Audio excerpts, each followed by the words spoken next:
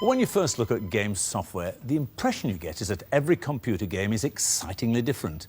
The packaging is great, it's glossy and grabby. Even the opening screens can look pretty inspiring. But when the game finally appears, you're usually hit by a sinking feeling of having seen it all before. That's because most games have developed from just a few classic themes. There's monster games like this one, where you run around bumping off critters or swallowing giant cherries. And there's the Space Invader theme, where you shoot at moving fleets of hostile aliens. Fairly boring.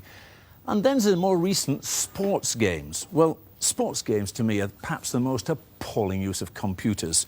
Here it is. This is a decathlon. Well, doing a decathlon on a Commodore by wagging a joystick like this is really no substitute for going out and getting a spot of fresh air. Well, these sort of games might seem a bit of fun, but it's surprising how quickly even the most dedicated games addict gets bored with them. Many people find the answer in adventure games. They have a vast following and can present a real mental challenge. An adventure game puts you into a whole new world. It sets you a series of problems which you've got to solve in order to complete some quest. This one is called The Pawn. It's got some very neat graphics, as you see, and it can also cope with some rather complicated instructions. For example, here I told it, go north, take off wristband and wait. Well, it's behaved as if it understood every word of it. We showed a version of this on the Atari ST last series, but there are now versions for the Amiga and even for the humble Commodore 64. Well, a good adventure game would keep you busy for days on end, be warned. You'd probably need to draw a map of the locations, because the geography, not to mention the strategy, can get pretty mind-boggling. Unfortunately, though, there are also some really naff adventure games around. You'd have more fun doing your tax returns. So, before you buy, read the reviews, or better still, ask an addict. The computer games that exercise the mind are often derived from what were originally board games. For example, an inexpensive bit of software can now be a mean opponent at chess. Or, if you're a Scrabble freak, you can now keep in trim on your own. Believe it or not, this Spectrum version has actually got a vocabulary of 11,000 words. 11,000! That's about the same as the average adult. Despite that, when I put in the word stalk earlier this afternoon, it didn't understand what I meant. Queried it. Oh well. The machine will play the parts of several opponents, if you like. Well, up here we've got Mac and Leslie. They're not really playing this. I'm playing against the computer. And it has all the traditional features. For example, you can swap letters if you like, or you can juggle them about like this. It's quite nice. And there are blanks and so on. Now let's enter a word. What can we have? There's an X. I've got one, I think. I don't know if I'm allowed this on television before 9 o'clock, but what about SEX? Can I get away with that? It accepts it. It would score 18. Oh, yes, I'll definitely have that. Yes, please. Right. Word is accepted. Fair enough, OK. Well, if that doesn't excite you, you can always leave it playing on its own while you pop down the pub.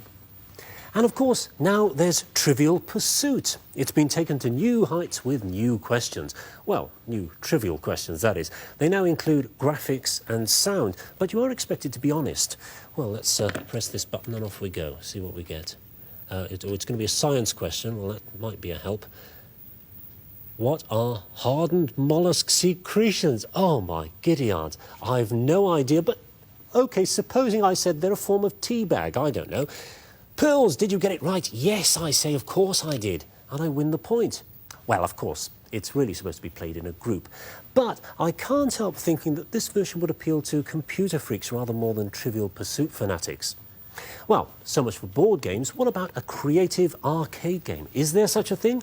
Yes, there is. This Pinball Construction set lets you design your own pinball machine.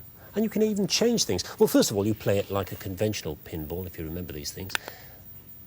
Press the button and you score it, the things bounce around, and you can steer it around with the paddles.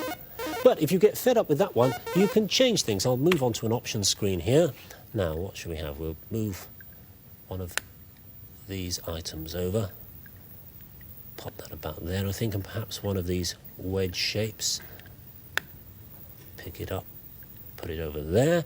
Right, let's try that. Oh, but first, I think I'll change some of the laws of nature. We'll move on to that which is supposed to represent the globe, the real world, and we can change, well, gravity if we like. Make it a bit stronger. Oh no, let's make it a bit lighter, see what happens.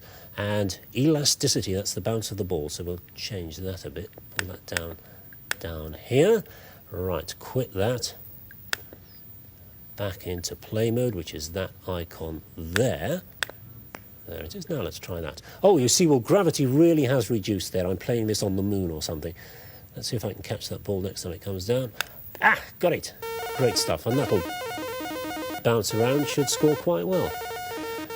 So, even the old home micro can run good... Oh, shut up, will you? That's enough. Fine, thanks.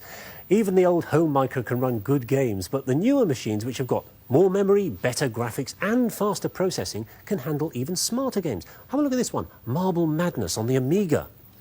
Now, basically, this is a very simple game. All I've got to do is steer this marble around, up and down these ramps and over these surfaces here. So there's nothing special about that, but what does make this game special is these graphics. Takes a bit of a steady hand, but... got it there. Not too difficult, but the graphics are terrific, real arcade quality. So, if you've never played a computer game, don't dismiss them. There are games for all mentalities. It's just that the good games are hidden behind a mass of crude shoot-'em-ups.